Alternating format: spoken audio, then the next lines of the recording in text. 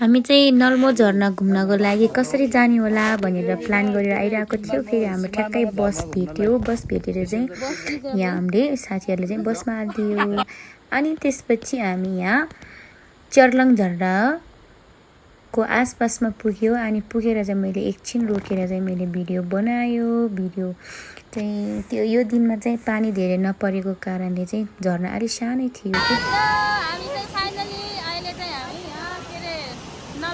झरनामा आइपुग्यो। यहाँ हेर्नु ठोकेर मेरो निधारै रातो भयो।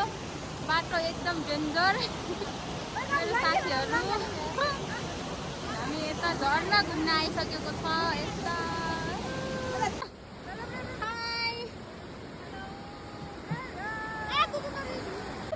त्यसपछि हामीहरू सबैजनाले यो बुनेको लेबुन्डुले चाहिँ हातमा लगाएर यस्तो भिडियो बनायौँ। यो चाहिँ एउटा कलर देखाउनको लागि मात्र हामीले यसरी हातमा लगाएको हो। खास कपालमा जुरोमा लाउने हो। यस्तो दामी थियो। हामीले फेरि चाहिँ यहाँ लुमदार टाङ्नको लागि सुरु गरिसक्यौँ। हामी चाहिँ जहाँ गए पनि हामी चाहिँ लुमदार टाङ्छौँ। यहाँ पनि त यस्तो लुमदार टाङ्ने ठाउँहरू रहेछ, बनिसक्नु भएको रहेछ। त्यही भएर हामीले लुमदार टाङ्नको लागि सुरु गऱ्यौँ मेरो साथीहरू सबै मिलेर चाहिँ।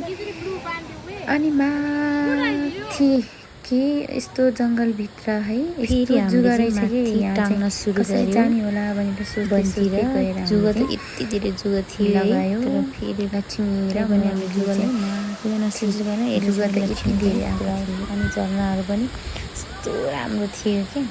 यो झरनाको नाम चाहिँ नल्मो हो।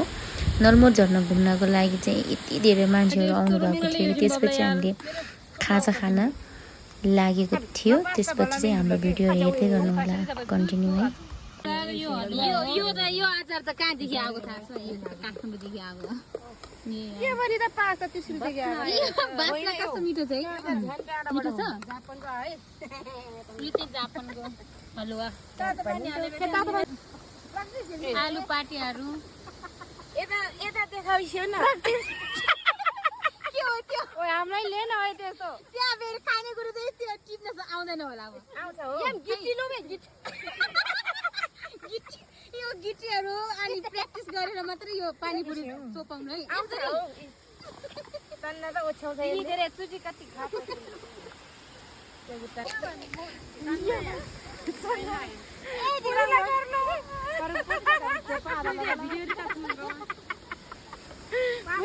खाजा खाइसकेपछि चाहिँ यसो लाएर हामीले चाहिँ मेरो अब यसो आँखा चाहिँ माथि चर्लङ झरनातिर पुगेँ।